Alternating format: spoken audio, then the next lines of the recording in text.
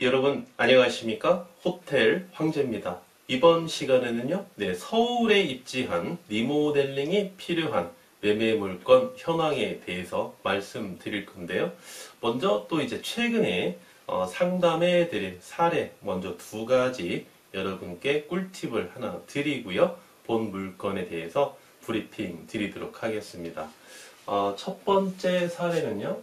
첫 번째 사례는 이분은 이제 부산에 거주하고 계시는데요. 부산에 거주하고 계시고 부부가 같이 오셨어요. 부부가 이렇게 같이 오셨는데 이제 저번 주에 이제 저에게 이제 연락이 왔습니다. 와가지고 저번 주 이제 월요일 날, 그때 당시에는 이제 돌아오는 월요일 날 이제 서울에 오실 일이 있답니다. 서울에 KTX를 타고 서울에 이제 오실 일이 있는데 저하고 이제 좀 상담을 이제 좀 원하시는 거예요. 호텔 황제의 유튜브를 한 편도 빠짐없이 다 보셨답니다. 그래서 제가 너무너무 감사드린다고 말씀을 드렸는데 공교롭게 그 월요일 날 아주 제가 중요한 좀 미팅이 좀 있었거든요. 그래서 시간이 제가 짬을 낸 시간이 오전 10시부터 오전 11시까지 딱 1시간 1시간 이렇게 시간밖에 제가 여유가 없어서 죄송하지만 이 시간에 맞춰서 저희 사무실에 내사를 해주실 수 있으십니까? 라고 여쭤봤더니 가능하시답니다. 그래서 이제 새벽같이 이제 출발을 하셔서 서울에 도착하자마자 서울역에서 바로 이제 저희 사무실로 오셨더라고요. 그래서 저 이제 상담을 마친 다음에 이제 우리 고객님의 이제 볼일을 업무를 마치시고 이제 부산으로 내려가셨는데 이 부부께서는 이제 자녀분이 이제 막내분이 올해 이제 고3이랍니다. 올해 이제 고3이어서 공부를 잘하신대요. 잘하셔가지고 이제 서울에 있는 이제 대학교를 거의 이제 입학할 것 같다라고 말씀을 하시면서 현금은 7억을 투자할 수 있는 여유분이 있고 현재 이제 부산에 거주하고 계시는데 이사가 가능하답니다. 이사도 이제 계획하시고 있고 자녀분이 이제 서울에서 이제 대학교를 다닐 예정이니까 딱 말씀하시는 게 그래요. 유튜브를 많이 보신 게 딱 표가 납니다. 호트랑님 서울은 좀 어려울 것 같고요. 제가 서울은 어려울 것 같고 서울을 제외한 경기도나 뭐 인천이나 또는 충청도까지도 가능합니다. 충청도까지 가능하고 예정일은 잔금 예정일 아주 구체적으로 말씀을 해주시는 거예요. 아주 구체적으로 잔금 예정일은 2021년 내년이죠. 내년 5월경에 이제 잔금을 치를 예정으로서 물건을 조금 보고 그러고 싶은데 어떻게 계획을 세웠으면 좋겠습니까? 라고 이렇게 말씀을 해주시는 거예요. 그래서 이제 호텔 황제 유튜브를 그렇게 많이 보셨으면 실제로 이제 역으로 한번 계산해 볼까요? 5월이 잔금일이라고 한번 보겠습니다. 5월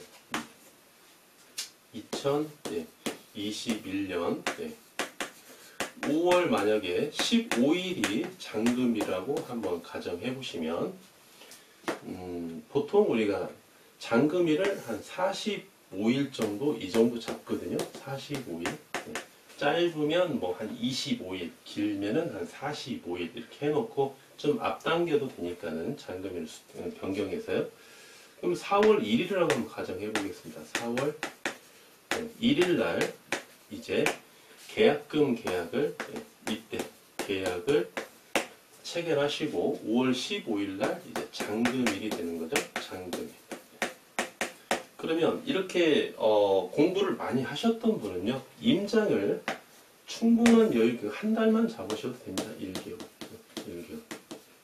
1개월. 그러면 3월 1일부터, 3월 1일부터 한 달 정도 이렇게 하셔서 물건을 이렇게 조금 임장을 보시면서 4월 1일 날 계약하셔서 5월 15일 날 잔금일로 이렇게 하시면 됩니다. 라고 말씀을 드렸어요. 네, 사전에 공부를 많이 하셨던 분은요, 임장을 딱 몇 번 가보면 바로 본인에게 이렇게 느낌이 딱 옵니다. 예, 그리고 또 이제 그런 물건을 호텔 황제가 우리 고객님께 맞는 물건 이렇게 브리핑 해드리고 같이 이제 임장을 가거든요.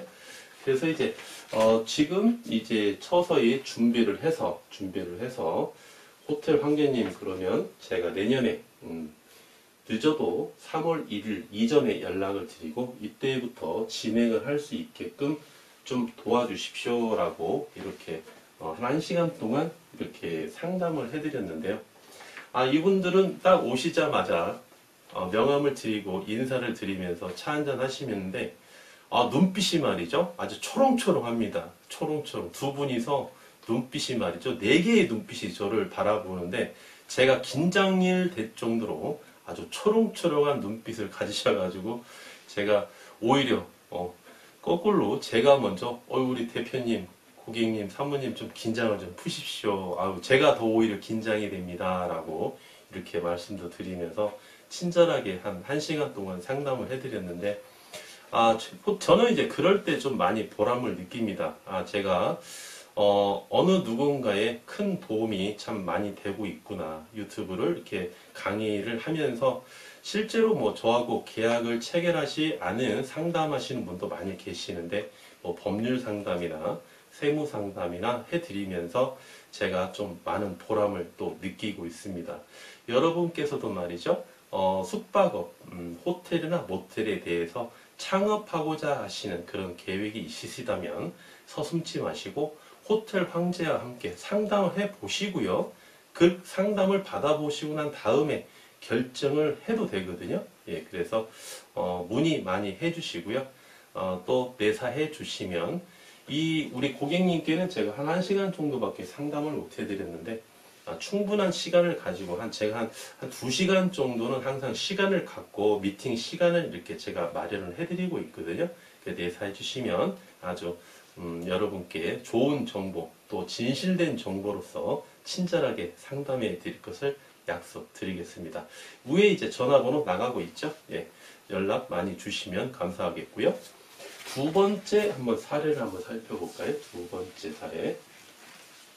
이 두 번째 사례도 여러분께 아주 중요한 이제 팁이 될 수 있는 사례인데요. 네. 이 사례를 말씀드리면 여러분께서 아무래도 좀 피부에 많이 와 닿으시죠? 네. 두 번째 사례입니다.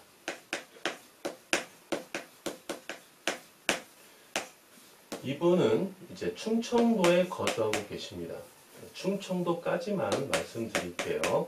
예. 이 고객님의 프라이버시가 있으시니까는요. 충청도에 거주하시고 계시고 역시 이제 처음 창업하시는 초보 예비 창업자이십니다. 창업자.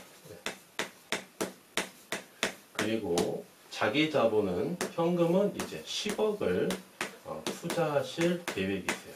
투자하실 계획이시고 이분은 이제 호텔 황제의 유튜브를 그렇게 많이 보시는 분은 아니셨어요. 이렇게 전화로만 통화를 했거든요. 전화 상담을 해드렸어요. 전화 상담 해드리고 좋은 물건이 있으면 좀 브리핑을 부탁드립니다. 실제로 저에게 브리핑을 부탁을 하셨고 저의 이제 호텔 황제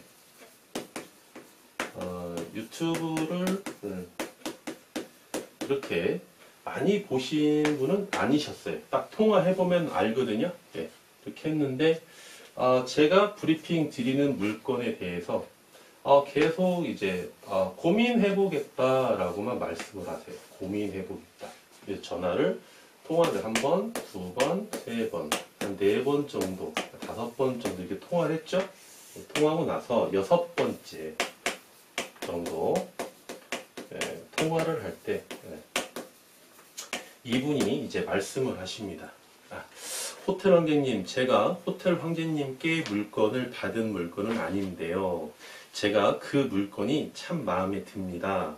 그 물건을 한번 말씀해 주시면 어떻겠습니까? 그래서 아이고 흔쾌히 제가 말씀드리고 저하고 계약을 체결을 안 하셔도 좋습니다. 예, 대신 대표님께서 말씀을 해주시면은 제가 그 물건에 대해서 한번 분석을 해드릴게요 라고 말씀을 드리면서 뭐 그러한 경우에는 이제 일반적으로 상호라든지 지본이라든지 객실수 뭐 매출 뭐 이런 거를 물어보는 경우도 있는데 이 사례 두 번째 고객님 같은 경우는 그러한 케이스에 대한 상담이 아니셔가지고 제가 미리 사전에 말씀을 드렸습니다. 뭐라고 말씀드렸냐면 지역만 말씀해 주십시오. 그리고 상호는 저에게 말씀 안 하셔도 됩니다. 라고 말씀을 해드렸는데 이분이 말씀해 주신 이 물건이 말이죠. 예.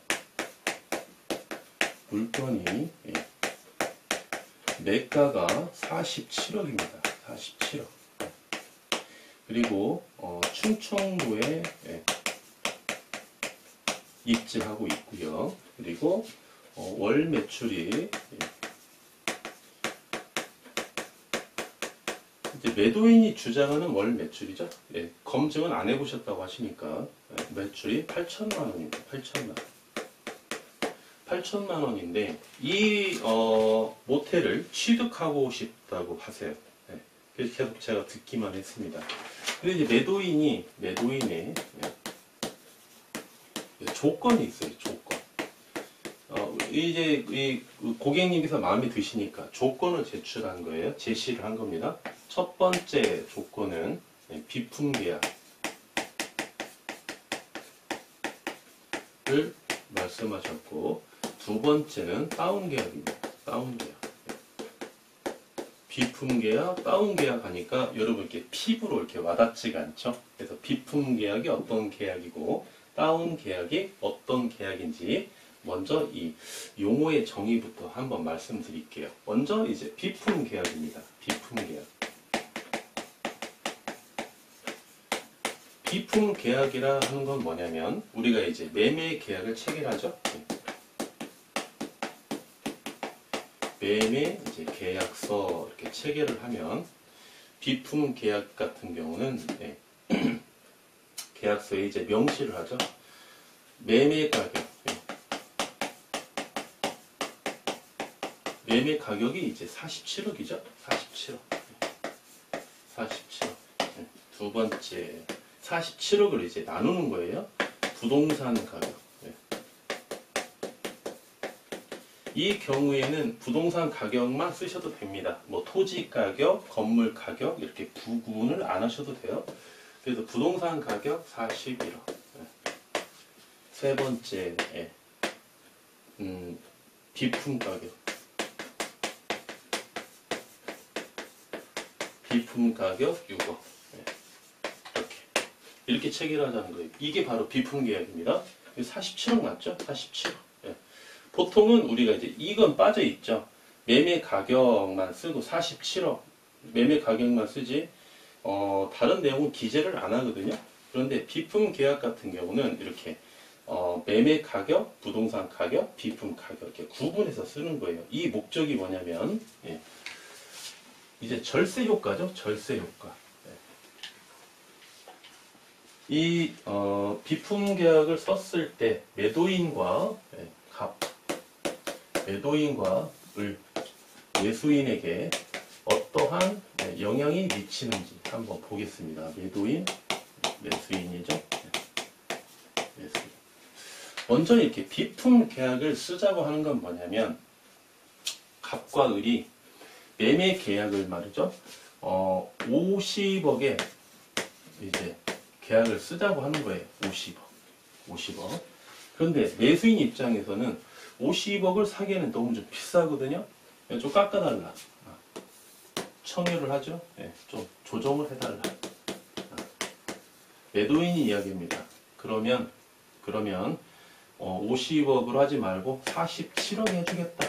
47억. 단 비품 계약을 써달라. 동의를 해달라. 비품계약. 네. 그래서 매수인이 동의를 해주면, 그렇게 하면은 이제 쌍방이 이제 합의가 되는 거죠. 네. 그렇게 해서 이제 계약을 체결하는 겁니다. 네. 이렇게 되죠. 체결하는데, 매도인은 왜 비품 계약을 원할까요, 여러분? 매도인은 바로 양도세 절세 효과 때문에 그러죠. 그 목적은 양도세 절세를 목적으로 매도인은 비품 계약을 써달라고 하는 거고요. 그 이유는 말씀드리겠습니다. 매수인은 말이죠. 매가를 조정하기 위해서 목적으로 50억에서 47억으로 이렇게 조정이 됐죠. 47억. 3억이 더 조정이 됐기 때문에 매가 조정을 위해서 이제 비품 계약에 동의를 하는 겁니다. 그러면 매도인은 어떻게 절세 효과가 있느냐? 그러면 이제 이분이 만약에 이제 양도세가 나오는 구조가 어떻게 됩니까? 이걸 한번 지워볼게요. 이거는 중요한 내용이 아니니까. 매도인이 양도세 절세 효과를 목적으로 비품 계약서를 원했는데, 이 비품 계약서를 씀으로써 양도세가 어떻게 절세 효과가 있는지 한번 보겠습니다. 양도세라는 것은 양도가액이 이제 처분한 가액이죠. 처분한 금액에서 취득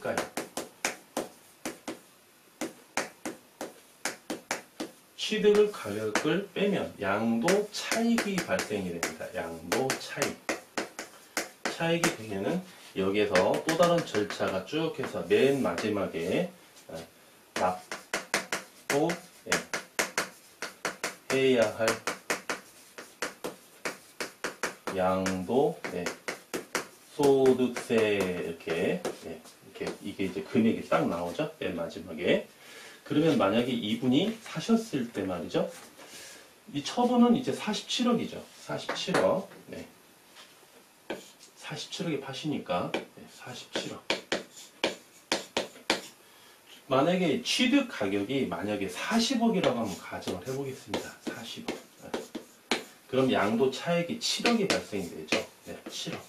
7억이면은 양도 차익이 7억이면은 상당히 높은 양도세가 나오겠죠, 여러분. 이렇게 나오는데, 이분이 원하는 거는 이제 비품 계약이죠. 이런 식으로 비품 계약을 쓰면은요, 처분 가격이 47억이 되는 게 아니고 41억이 됩니다. 41억. 부동산 41억. 그리고 40억에 사셨죠? 양도 차익이 1억밖에 안 남습니다. 그러면 납부해야 할 양도소득세가 현저하게 하락하겠죠. 그리고 왜 그러냐면요. 이걸 이제 우리가 매도인이 잔금을 다 치르고 이제 매매 계약서를 가지고 이제 양도소득세를 신고 납부하려고 이제 세무서를 방문을 합니다. 또는 이제 세무사에게 위임을 해서 이제 맡기죠. 그러면 이렇게 계약을 쓰는 경우에는 처분 가격, 양도 가액이 47억이 아니고요. 41억이라고 평가를 합니다. 세무서에서. 비품 가격 6억은요. 부동산이 아니기 때문에 이거는 처분 가격으로 보지 않는다는 거예요. 이거는. 이해가 가시죠, 여러분? 그래서 비품 계약서를 원한다는 겁니다. 그런데 세무서에 있는 공무원들이 어떤 공무원입니까, 여러분? 딱 보면은 알죠? 어이구, 이 사람 지금 매도인인 납세자가 지금 양도소득세를 적게 신고 납부하려고 비품 계약을 썼구나. 이렇게 해서 이 신고 납부한 내용을 갖다가 세무사에게 신고를 위임해서 납부를 신고 납부했을지언정 이거를 받아주지 않습니다. 이거를 갖다가 조사과에 올립니다. 조사과. 우리가 세무서에 가면은 민원실이 있죠? 민원실. 1번 창구, 2번 창구, 3번 창구 이렇게 해서 우리가 변호표를 받고 이렇게 가서 상담을 하죠. 민원실이 몇 층이 있습니까? 민원실은 1층에 있죠? 1층에. 세무서가 2층, 3층으로 돼 있으면 3층에 여기가 조사과라고 있습니다. 조사과. 네. 조사과 하면은 일단 겁부터 벌컥 나죠? 조사 1과, 네. 조사 2과, 네. 조사 3과. 네. 여기 창구 가서 접수를 하면은요, 창구 직원이 이거 좀 일명 냄새가 좀 난다. 이거는 좀 냄새가 난다. 얘네들 성실 신고 납부 안 했네. 성실 신고 안 했네. 불성실하게 신고했네. 네, 이렇게 보고 이 서류를 조사 1과에 넘깁니다. 그럼 조사 1과에서 세무사에게 통보가 가죠. 네, 뭐라고 통보가 갑니까? 소명해라, 이 자료를. 소명해라, 통보가 갑니다. 당신들 말이야, 매매 계약서에 47억이라고 써놓고 비품 가격 6억으로 썼네. 이게 A 모텔인데, A 모텔에 입지하고 있는 이렇게 상권이 있죠. 여기가 A 모텔입니다. A 모텔인데, 최근에 거래 사례 비교를 해봤어요. 경쟁 업소에 거래 사례 비교를 해봤습니다.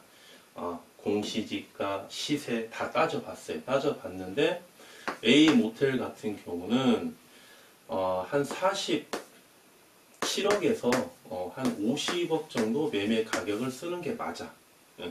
이렇게 다 보니까 거래사를 해보니까 근데 A만 41억에 신고했다는 거예요. A만. 그러면 이거 뭐 정확하죠? 그러면 이제 세무사가 매도인에게 연락을 합니다. 조사과에서 연락이 왔다고 소명하라고. 예.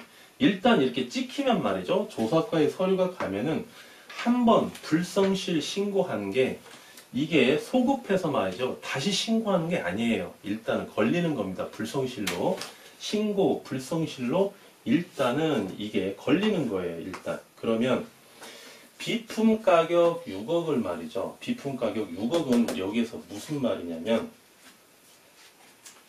우리가 이제 호텔이나 모텔에 보시면 이제 유체동산이 있죠. 쉽게 말씀드리면 유체동산을 비품이라고 보시면 됩니다. 비품이라고.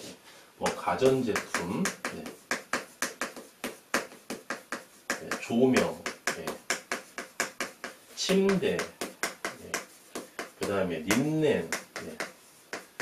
각종 뭐 이제 비품 말 그대로 네. 비품. 네. 그 다음에 뭐 공구가 있으면 공구. 네. 그 호텔을 모텔을 운영하기 위해서 필요한 이 그 유체동산 있죠? 유체동산. 뭐 예를 들어 뭐 간판도 될 수 있겠고요. 네. 네. 여기서 뭐 어떤 분이 이제 엘리베이터는 어떻습니까? 라고 여쭤보시는데 엘리베이터는 유체동산이 아니에요. 엘리베이터는 여기는 예, 부합물에 속하기 때문에 그냥 부동산으로 봅니다. 엘리베이터 같은 경우는. 그렇게 해서 이 금액이 말이죠. 이 금액을 이 매도인이 살 때, 시설을 할 때, 인테리어 뭐 비용도 있겠죠? 인테리어. 뭐 도배장판, 그죠? 뭐 욕실, 타일, 시설한 거. 이렇게 해서. 이 사람이 이렇게 6억을 주장하는 건 이유가 있었어요. 뭔 이유가 있었냐. 한 6억 정도 투자를 했다는 거예요. 투자를 했기 때문에 이 세금 계산서가 다 있다 이거예요. 세금 계산서가. 다 있으니까 이거를 비품으로 인정해도 되겠다. 가끔 이 세무사가 종용하는 경우도 있습니다. 세무사가 종용하는 경우도 있어요. 이거 여러분 100% 신고 불성실로 이거 걸립니다. 만약에 매매 가격이 47억인데요. 이 리모델링을 한 지가 얼마 안 됐어요. 이 가전제품을 구입한 지가 얼마 안 됐어. 막 한 5년, 7년 된 게 아니야. 한 몇 달밖에 안 됐어. 아니면 최근 뭐 1년 이내에 다 구매한 거예요. 시설을 해놓은 거야. 그러면 47억에서 말이죠. 글쎄 모르겠습니다. 한 2억 정도는 모르겠어요. 비품 가격 2억 쓰고 부동산 뭐 47억이면은요. 부동산 가격 45억. 이렇게 했다면 혹시 모르겠습니다. 창구에서 바로 처리가 가능하고 조사과에 안 넘어갈 수도 있어요. 그런데 막 터무니없이 6억씩 이렇게 비품 가격을 하게 되면 이거 소명하라고 그러거든요. 뭘 소명하라고 그러냐? 이 가전제품을 구입할 당시 가격이 아니에요. TV 한 대를 만약에 100만 원을 주고 샀다. 그리고 객실 40개에 비치를 했다. 그럼 4천만 원이죠? 네. 매도인은 이 4천만 원을 증빙하는 게 아닙니다. 이 가격이 말이죠. 이 가전제품은 쉽게 말씀드리면 이 중고거래상사 있죠. 중고거래상사에서 직원이 나와가지고 목록을 만들어서 현재 내가 100만 원, 6개월 전에 100만 원 주고 TV를 샀는데 이게 지금 얼마입니까? 팔면 얼마입니까? 라고 하죠. 그게 바로 잔존 가격이거든요. 잔존 가격. 현재 남아있는 가격이에요. 처음에 살 때 가격이 절대 아닙니다. 이 잔존 가격이 6억이 나와야 된다는 거예요. 잔존 가격 6억. 그런데 이게 6억이 가당키나 하겠습니까? 기껏해야 뭐 1억도 안 나옵니다. 사실 이거 중고로 판다고 내놨을 때 시장에 뭐 한 1, 2천 한 3, 4천 나올 수도 있겠는데 예, 막 6억씩의 터무니 나오진 않아요. 그런데 한 비품 계약을 한 2억 정도 이렇게 쓰면은 말이죠. 예, 쓰면은 이분이 매도인이 예, 매년 5월 달에 우리가 종합소득세 납부하시죠. 또 부가가치세 납부하시죠. 양도소득세, 부가가치세, 종합소득세는 국세입니다. 세무서에서 관할하고 있죠. 그러면 세무서에 이분의 신고, 납부한 금액이 다 여기에서 열람이 가능합니다. 담당 세무공무원이 딱 보면은 이 사람이 납세자가 몇 년도에 이렇게 시설을 투자했나 보구나. 세금 계산서가 계속 와가지고 공제를 받은 내역이 있거든요. 그래서 어느 정도 그거를 인정을 하긴 해줘요. 네, 시설을 진짜 투자했기 때문에 인정을 해주는데 이렇게 터무니없이 현저하게 6억씩 이렇게 신고했다가는 이거 여러분 제가 판단했을 때는 이거는 100% 걸린다 이렇게 보여져요. 매가가 47억인데 6억씩 쓴다고 했을 때 6억 정도 쓰려고 하면은요 최소한 100억 이상 넘어가야 됩니다. 100억 이상 넘어가야 돼요. 네, 그래서 이거는 아주 위험한 거래다라고 매수인이 의뢰인이죠. 예, 제가 그렇게 말씀을 드렸습니다. 상관없어요. 저는 이렇게 쓰셔도 돼요. 의뢰인께서 너무너무 이 물건이 마음에 드신대요. 50억에 사기에는 부족해. 47억은 딱 좋아. 그런데 비품 계약을 원해. 좋다. 써주자. 그래서 나중에 이 매도인이 추징을 당하게 되면은요. 이거 매도인 입장에서도 말이죠. 매수인은 추징당하지 않습니다. 네, 매도인이 양도소득세 신고 납세 의무자가 누굽니까? 매수인은 아니죠. 예, 매도인이에요, 매도인. 예, 매도인이 하는 거고. 그 다음에 우리가 매수인 같은 경우는 말이죠. 이렇게 계약을 체결하죠. 이렇게 계약을 체결하면 매도인은 다 이야기가 끝났습니다. 이거 한번 지워볼게요.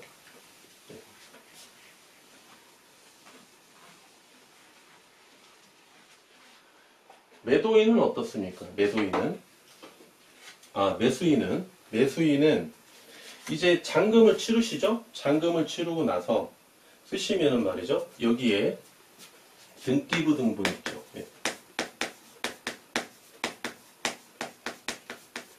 등기부 등본에 매매 목록이라고 나오죠, 여러분. 그때 매매 가격이 얼마가 기재가 되느냐? 여러분 47억이 기재가 됩니까? 41억이 기재가 됩니까, 여러분? 여러분께서 보셨을 때. 네. 여러분 이렇게 해서 비품 계약을 체결하시면은요. 여러분이 매수인 입장이시라면 취득 가격 41억이 등기부 등본에 기재가 됩니다. 41억. 네. 41억. 예. 그리고 취등록세 나오죠? 취등록세. 취등록세는요. 예. 취등록세의 대상은 열거 항목입니다. 열거 항목. 이게 무슨 말이냐면 법으로 딱 정해져 있습니다. 뭐만 취득할 때 취등록세를 내라 이렇게 써 있어요, 여러분. 우리 토지, 건물 살 때 취등록세 내시죠? 자동차 어떻습니까? 자동차 살 때 취등록세 납부하시죠? 그런데 여러분 TV나 또는 뭐 가전제품, 침대, 매트리스, 린넨 사실 때 취등록세 납부하시나요? 납부 안 하시죠? 네. 취등록세 납부 안 하십니다. 그래서 열거 항목이라는 거예요. 그 열거는 하지 않을게요. 그래서 41억 곱하기 4.6% 이렇게 취등록세를 내죠. 취등록세는 이게 지방세입니다. 지방세. 그래서 양도소득세는 세무서 가서 신고하지만 취등록세는 시군구에 가서 납부하죠. 시군구에 가서. 예. 그래서 취등록세를 원래는 47억에 사야 되는데 예. 이거를 41억에 샀으니까 6억을 취등록세도 신고 납부해야 되거든요. 본인이 직접 신고 납부해야 됩니다. 재산세는 어떻습니까? 여러분 재산세 내보셨죠? 재산세는 통보가 오죠. 고지징수입니다. 우편물로 와서 나라 이만큼 내라 하면 이렇게 내는 거예요. 예, 자기가 이익 없는 이상은 이의제기하지 않는 이상은. 그런데 신고 납부는요. 신고 불성실 가산세, 납부 불성실 가산세가 있습니다. 이게 네, 가산세, 가산금 다 있어요. 그래서 이분도 역시 47억이 아니라 41억에 매도인과 짜고 공조했다는 거예요. 악의로 본다는 겁니다. 좋게 안 본다는 거예요.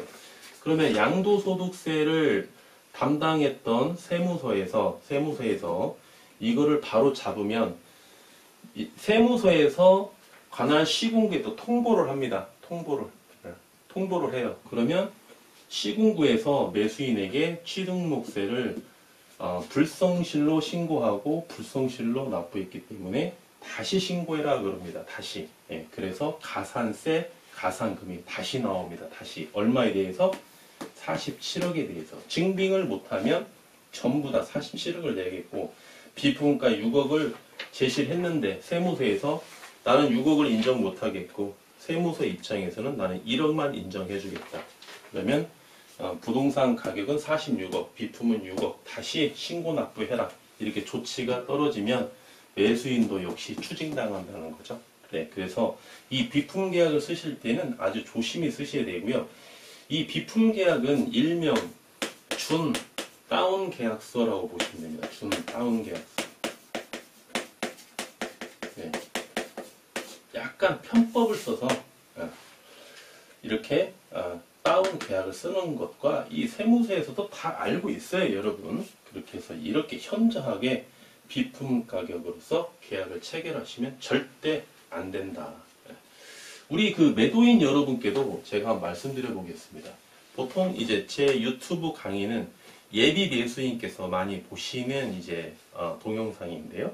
혹시 우리 매도인 여러분 지위에서 호텔 황제의 강의를 들으신다면 여러분께서도 향후에 이제 처분할 시점이 도래하시죠? 처분할 시점이 도래하시면 비품 계약서는 원칙적으로 요구하시는 게 아닙니다. 원칙적으로. 왜? 매도인과 매수인이 합의 보기가 어려운 사항이 바로 비품 계약서예요. 매수인이 인정해 주겠습니까? 일반적으로 매수인이 비품 계약을 인정을 안 해줍니다. 47억인데 말이죠. 50억이라고 가정해 보겠습니다. 50억인데 여기서 조정하는 조건으로 비품 계약서를 써달라? 그러면 매수인이 말이죠. 만약에 47억에 썼습니다. 계약을 체결했어요. 이렇게 계약을 체결했다고 가정을 해봅시다. 탈이 만약에 안 났다고 가정을 해봅시다. 그러면 나중에 매수인이 양도세를 이제 낼 그런 시기가 도래하죠? 예, 시기가 도래합니다. 그러면 역시 양도세, 예, 양도가액, 예, 취득가액, 예, 양도차익, 예, 양도차익 나오죠? 그러면 원래는 47억에 기재가 돼 있었다면 47억에 기재가 되었다면 47억에 기재가 돼 있었다면 이제 의뢰인이 팔 때 만약에 55억에 팔았어요. 55억에 팔았으면은 8억에 대해서 양도 차익이 발생이 되는 거죠. 쭉쭉쭉 해서 납부할 세액 나오는 거고. 그런데 등기부 등본상 41억에 이렇게 기재가 됐습니다. 41억에. 여기죠. 41억에. 그럼 55억에 팔았다고 한번 가정해 보겠습니다. 55억. 14억의 양도 차익은 14억. 예. 거의 더블 스코어예요. 더블 스코어. 그러면 세금도 거의 더블 스코어로 나올 수밖에 없다는 거예요. 더 높게 나오겠죠. 왜? 양도소득세는 누진세율이기 때문에 과표가 높으면 높을수록 세율이 높은 구조로 이루어져 있죠. 그래서 거의 더블 스코어로 이상 이렇게 양도소득세를 납부를 하셔야 된다는 거예요. 그래서 이 매수인도 말이죠. 이 세법을 아시는 분들은 이렇게 비품계약서 이런 걸 잘 체결해 주질 않습니다, 여러분. 그래서 이 비품계약서를 매도인도 이렇게 크게 요구하시면 안 돼요. 예. 그렇게 해서 매매 계약이 잘 체결되질 않습니다. 일부 그 중개인들이 종용하는 경우가 있습니다. 주변에 보면 비품 계약서를 써줄 테니까 매가를 좀 조정해 달라. 이렇게 조금 딜을 하는 경우가 있는데 그 좋은 방법은 절대 아닙니다, 여러분. 그거를 내막을 아시게 된다면 그렇게 딜을 할 수 있는 상황이 아니에요. 그래서 가끔 이제 매도인께서 호텔 황제에게 전화가 옵니다. 예, 처분을 좀 해달라. 그러면서 이 비품 계약을 먼저 이야기하세요. 저한테 먼저. 대표님 이런 비품 계약을 어디서 들었습니까? 뭐 세무사한테 들었대요. 또는 뭐 주변에서 이렇게 들었답니다. 대표님께서 지금 우위를 점하고 있는 분입니까? 예비 매수인이 우위를 점하고 있는 시장입니까? 그분 잘 아시죠? 호텔은 사시는 분이 더 우위를 점하고 있는 거 아닌가요? 그렇죠. 그러면 왜 대표님께서 우위를 점하는 조건을 제시하시느냐? 제가 그렇게 말씀을 드려요. 네. 그래서 여러분께서도 매도인 입장에서 이 비품 계약을 요구하시는 거 아니에요. 이렇게 계약이 되는 게 아닙니다. 설령 만약에 부득이하게 비품 계약을 체결할 수밖에 없는 진짜 부득이한 사정이 발생이 됐다. 그랬을 때에는 47억 기준으로 말씀드린다면 여기에서는 한 1억 정도, 최대 한 1억 5천 정도, 이 정도도 조금 무서울 수도 있습니다. 이러면 모를까 비품 계약서는 원칙적으로 저는 절대 권하지 않는다. 추천드리지도 않는다. 계약을 체결하고 말씀드리지도 않는다. 이렇게 말씀드리겠습니다. 그 두 번째는 이제 다운 계약서죠. 다운 계약서. 다운 계약서.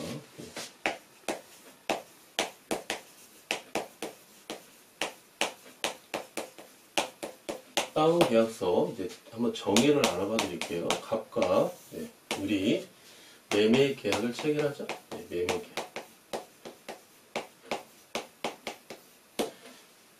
매가가 50억이었는데 다운 계약서 조건으로 47억에 합의를 받습니다. 47억. 그리고 이제 계약서상에는 매매 가격 47억. 41억이네요. 41억. 아까도 똑같은 경우죠. 41억. 가격은 똑같습니다. 이렇게 쓰시고 매매 계약서는 41억이에요. 41억. 그리고 이제 뒤로 증빙하는 거래 금액은 41억이고요. 뒤로 해서 6억을 더 주는 겁니다. 6억. 그렇게 해서 이제 47억에 매매 계약을 체결하는데 실질적인 금액은 47억이고요. 계약서에는 이제 41억만 쓰는 거죠. 41억.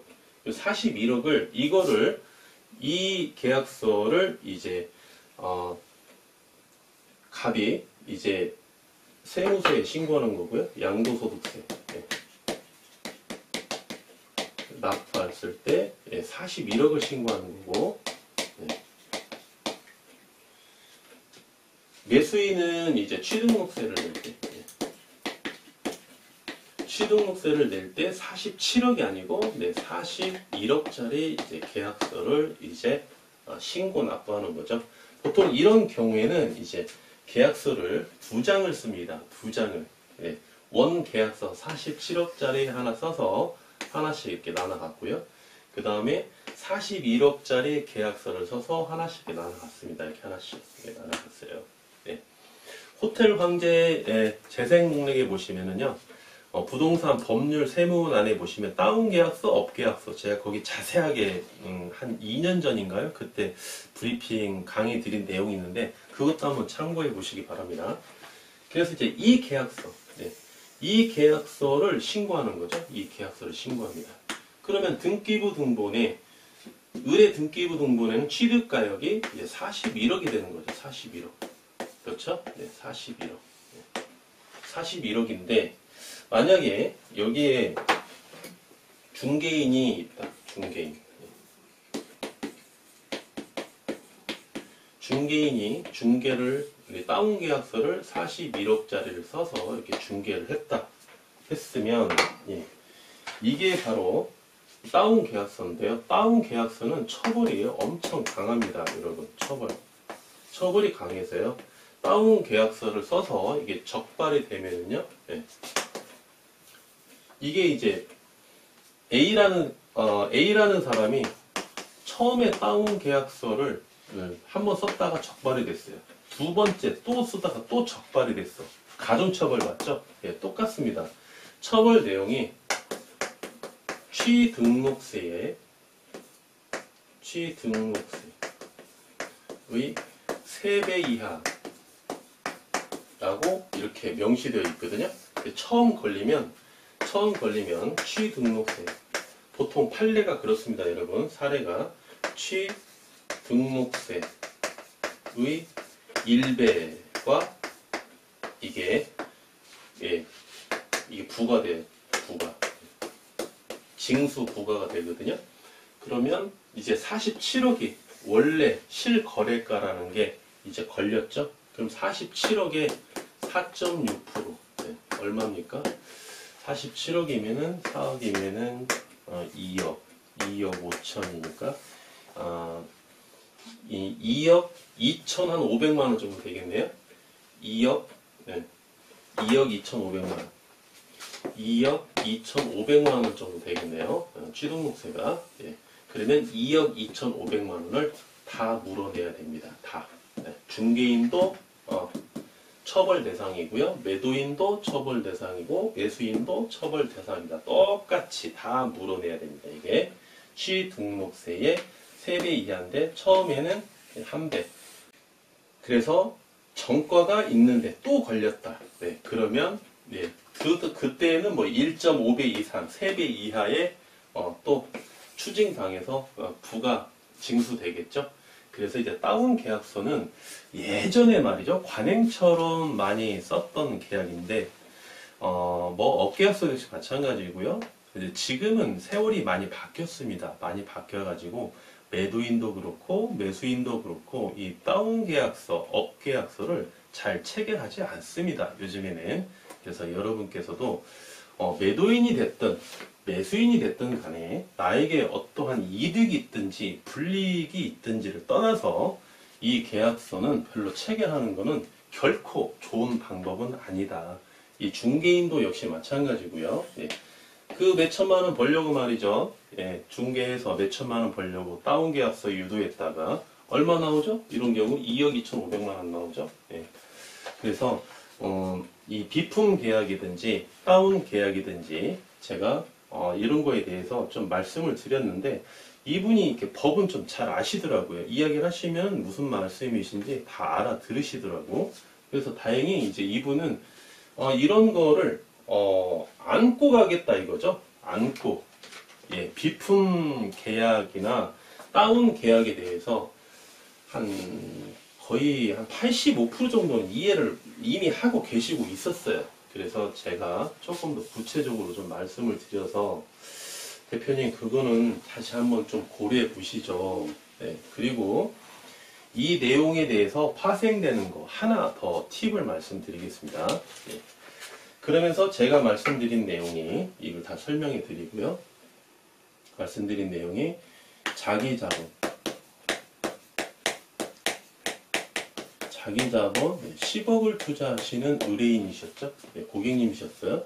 그런데 물건을 보시고 마음에 드신 거죠. 왜 마음에 듭니까? 본인이 살 수 없는 물건이기 때문에 마음에 드시는 거예요. 매가가 47억이고요. 네. 다운 계약이나 비품 계약이 아니라면 50억이겠죠? 예를 들면. 네. 그리고 월 매출이 8천만 원 나오고요.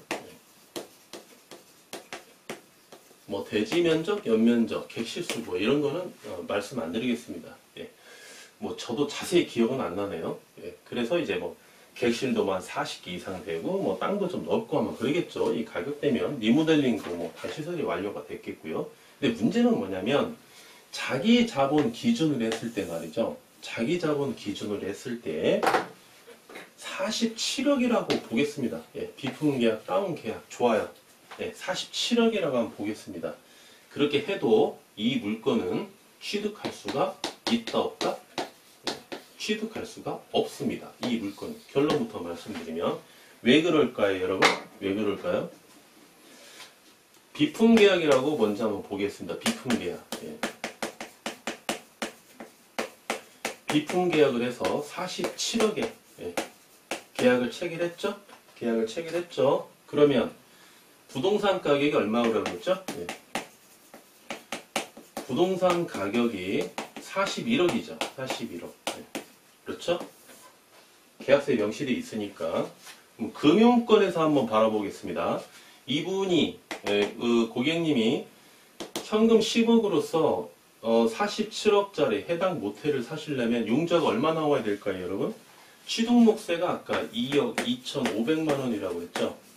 그러면 취득목세를 빼면 현금이 얼마가 남습니까? 7억 7,500만 원 남네요. 7억 7,500만 원. 예. 그러면 여기에서 뭐 이제 중개 보수도 좀 들어가고 7억 한 5천만 원 정도 남는다고 가정을 해봅시다. 7억 5천만 원. 그러면 47억이면은 융자가 얼마가 나와야 되죠? 융자가 39억 5천만 원인가요? 예. 융자가 39억 5천만 원이 나와야 이 계약을 잔금을 치를 수 있는 거죠. 그렇죠? 네. 융자 39억 5천 빼놨습니다. 그러면 금융권에서 말이죠. 금융권에서 47억에 계약을 체결했는데 부동산 가격이 41억이고 비품이 6억이에요. 6억. 그러면 담보대출이죠. 담보대출. 담보가 얼마입니까, 여러분? 담보가 일단은 인정해주는 담보 가격은 매매 가격에서 41억입니다. 41억. 비품 6억은요, 물론 나중에 이렇게 비품도 다 씁니다. 유체동산도 담보를 확보하기 위해서 금융권이 어떤 곳입니까? 예, 금융권에서 다 그걸 받거든요. 예, 그건 나중에 문제야. 나중에 문제고, 부동산 가격 담보는 41억밖에 안 본다는 거예요. 그러면 41억에 말이죠, 여러분. 이금융으로 한번 융자를 받는다고 한번 봅시다. 최대 80% 융자를 받는다고 한번 가정을 해볼게요. 80%면 48에 32. 32억 8천만 원 나오겠네요. 32억 8천. 최대로 한번 받습니다. 32억 8천. 융자가 얼마 나오죠? 얼마 필요하죠? 39억 5천이 필요하죠? 그렇죠? 근데 실질적인 융자는 이금융에서 최대로 32억 8천밖에 안 나온다는 거예요. 그렇죠? 그러면 이거 잔금 됩니까? 잔금 안 돼서 취득 못 합니다. 그렇죠? 네, 두 번째 한번 볼게요. 두 번째.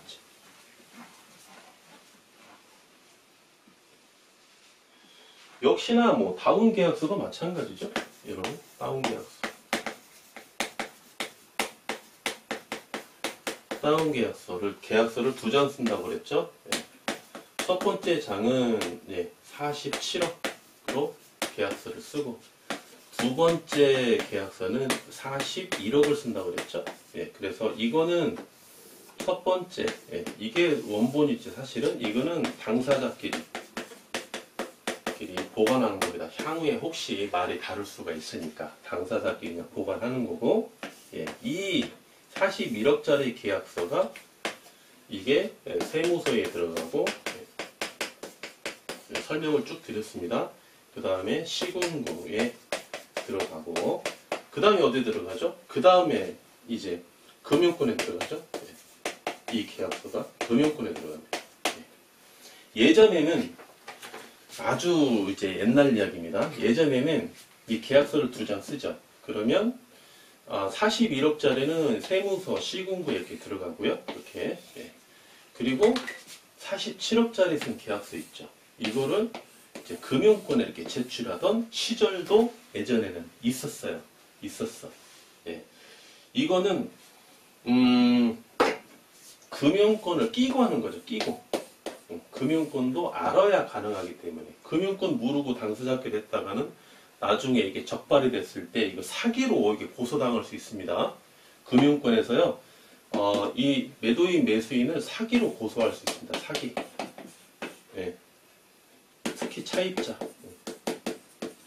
그리고 매도인도 당사자이기 때문에 이렇게 금융권 사기로 고소할 수 있었어요. 근데 예전에는 이렇게 한 적도 있었습니다. 사실은 금융권을 끼고 얼마 줄게, 좀 농 감아줘 이렇게 했는데, 여러분 지금 세상이 어떤 세상입니까? 여러분, 그렇죠? 지금은 뭐 굉장히 세상이 투명해졌습니다. 이거는 이 내용을 이렇게 들어갈 수밖에 없다는 거예요. 이건 당사자끼리 보관한다 치더라도. 그러면 41억이 부동산 가격이죠? 41억. 아까 금액은 똑같으니까 뭐 그대로 계산하면 되겠네요. 그러면 융자 나옵니까? 41억에 80% 해도 잔금 못 치른다는 거예요. 결론 나왔죠? 네. 그러면 만약에 50억의 매매 계약을 체결한다고 가정해 보겠습니다. 50억. 네. 매도인과 매수인이 저희 고객님과 50억에 깨끗이 50억에 계약합시다 했어요. 네.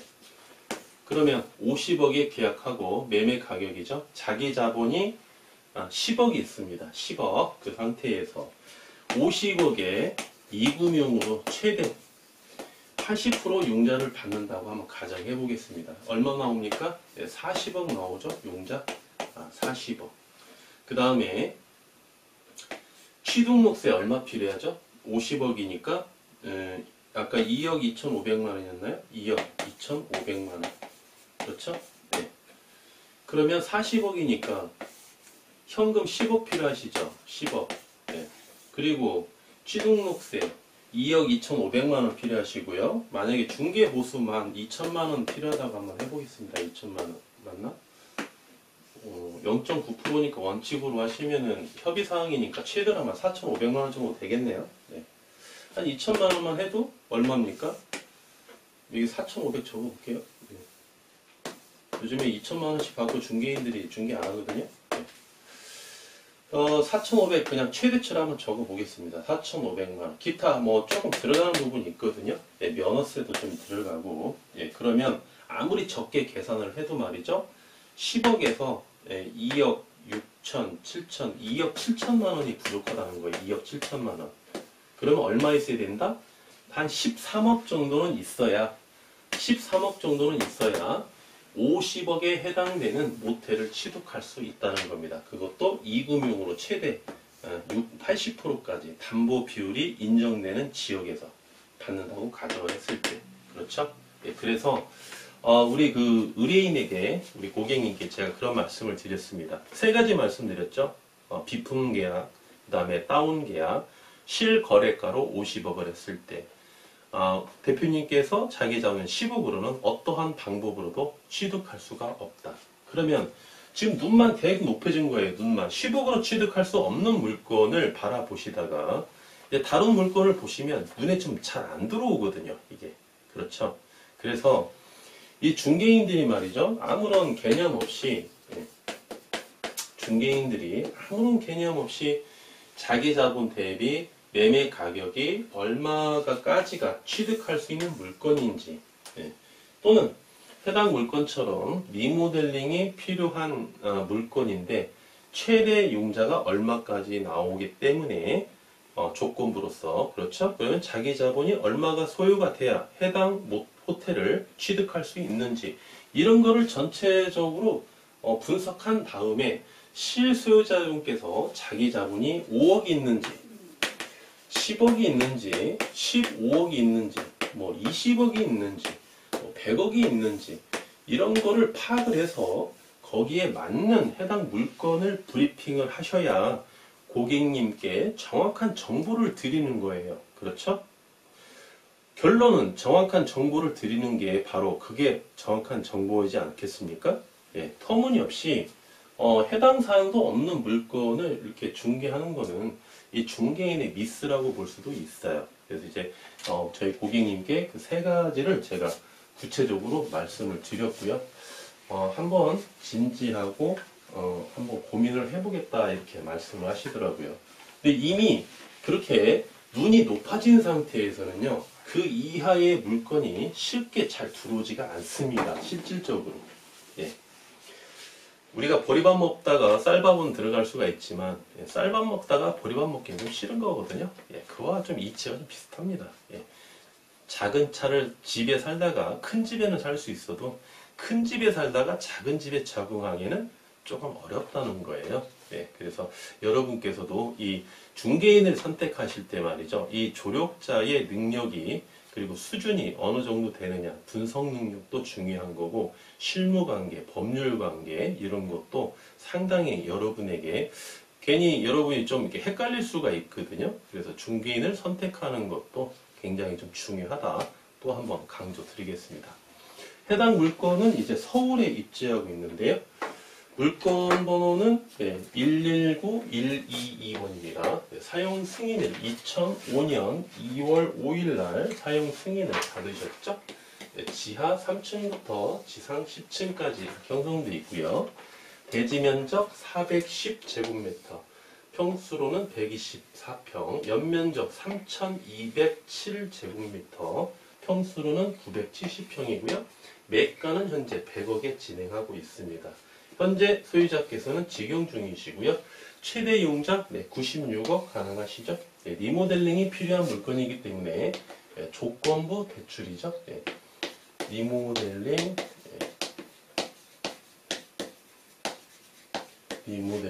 필요한 물건. 리모델링을 한다는 조건부로 융자가 나오는 거죠. 따라서 실인수가 20억으로서 가능하시겠고요. 월 매출은 현재 7천만 원씩 이렇게 형성되어 있습니다. 객실수 53개, 53개고요. 주차는 20대 가능하죠. 용도 지역은 일반 상업 지역에 입지하고 있습니다. 공시지가 한 평당 670 제곱미터네요. 죄송합니다. 제곱미터당 678만 6천 원이고요. 한 평으로 환산하시면 한 평당 2243만 3,057원에 해당되는 서울에 입지하고 있는 호텔 매매 물건 현황입니다. 여러분 최근에 뉴스 보셨죠? 통계 이래 최초로 말이죠. 통계 이래 최초로 강남 집가 상승률이 강북에 역전당했답니다. 강북의 집가 상승률이 강북을 뛰어넘었다는 거예요. 그러면 서울 어딘지 여러분 대충 지역이 나오시겠죠? 네. 실제로 보시면은 우리가 이제 매가 있지 않습니까? 매도인이 원하는 호가, 이제 강남과 우리가 강북을 이렇게 좀 비교해 보면 말이죠. 이 매가가 오르는 상승률 있죠. 상승률. 집가 상승률이라고 되겠네요. 집가 상승률. 네. 집가 상승률이 항상 강남이 앞섰거든요. 저희는 이제 몸으로, 피부로 이제 느끼고 있는데 상승률이 항상 높았는데 올해부터 2020년이죠. 2020년. 작년부터 그런 기미가 좀 보였는데요. 본격적으로 올해부터 강북에 지가 상승이 눈에 띄게 높아졌다는 것을 아주 실감하고 있습니다. 공시 지가가 아니라 실거래가 기준으로 말이죠. 그래서 강북도 이제는 만만치가 않은 세상이 왔구나. 이거를 이제 사전에 이제 피부로 느끼고 있었는데 통계청에서 이번에 자료가 발표를 했는데 역시나 나왔습니다. 강남의 집가 상승률보다 강북의 집가 상승률이 앞섰다. 통계 최초로 바로 나왔습니다. 그래서 여러분 이제 강북에 있는 어떤 부동산을 취득할 때에도 여러분께서 신중하고 아주 이제 디테일하게 더 분석을 하시고요. 옛날의 강북이다 이렇게 생각하시면 절대 안 되겠습니다. 네. 해당 물건은 지금 리모델링 조건으로 용자가 96억이 나온다고 말씀을 드렸는데요.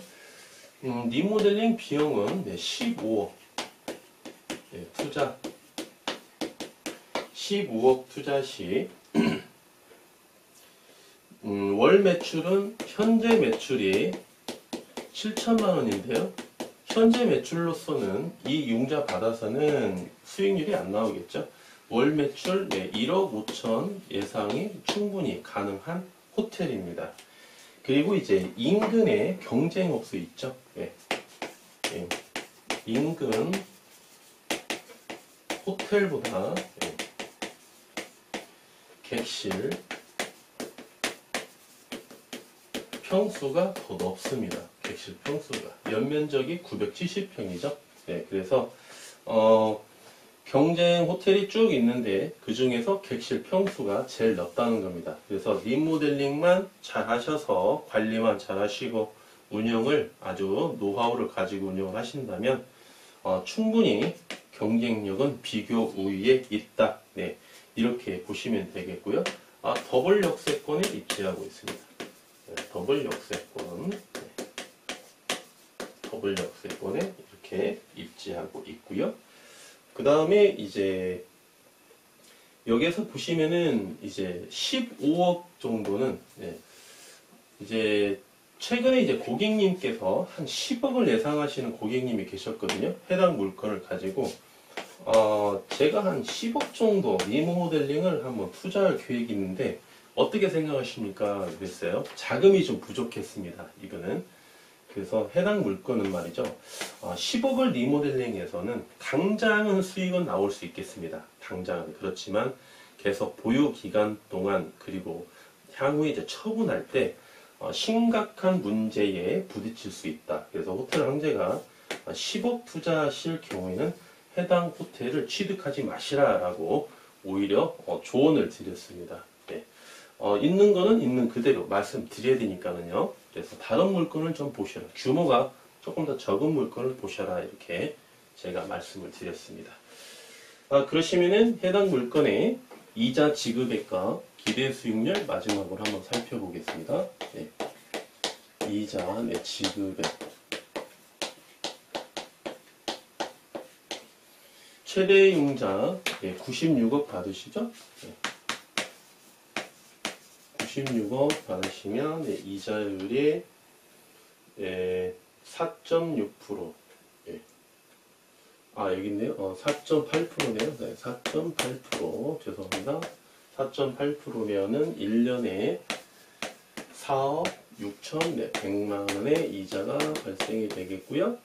한 달에 3,840만 원 이렇게 이자를 부담하시면 되겠습니다. 월 매출 1억 5천만 원 중에서 말이죠.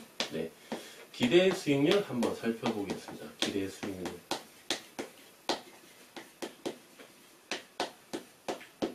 기대 수익률. 자기 자본 얼마 투자하시죠? 4억에 리모델링 비용 15억. 그러면 19억이 이렇게 소요가 되죠.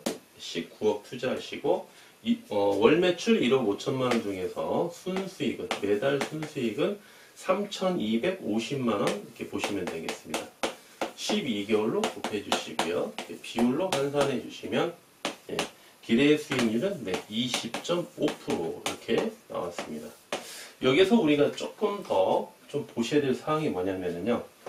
보통 서울에 있는 이 정도의 물건은 최대 융자는 호텔 한 개가 96억에 기재는 했습니다. 이게 나오니까. 그런데 이렇게 96억까지 이 이자율을 주면서 취득하시는 분은 별로 없습니다. 이렇게 융자를 많이 안 받는다는 거죠. 대출금은 좀 적게 받고요. 그렇게 해서 이자율 좀 낮게 해서 보통 이렇게 취득을 하십니다.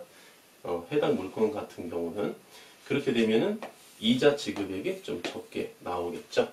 그러면 이자를 적게 받으면 자기 자본은 더 많이 소요가 되겠죠. 네, 더 많이 투자를 하셔야 되고요. 그러면 이자 비용이 적게 들으니까 순수익은 그만큼 올라가는 구조로 되겠죠. 그렇죠. 근데 자기 비용은 수익률보다는 자기 비용이 더 많이 소요가 되기 때문에 실질적으로 수익률은 20.5%보다 하락하는 수익률을 누린다 이렇게 보시면 되겠습니다. 또 그게 맞는 이야기고요. 이제 마진율, 영업이익률이죠. 네.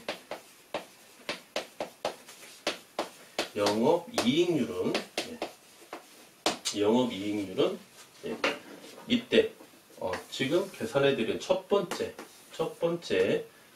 요건보다는 두 번째 요건, 지금 말씀드린 두 번째 요건 나오는 내용 있죠? 마진율은 두 번째 요건이 더 높다 이렇게 보시면 되겠죠? 네.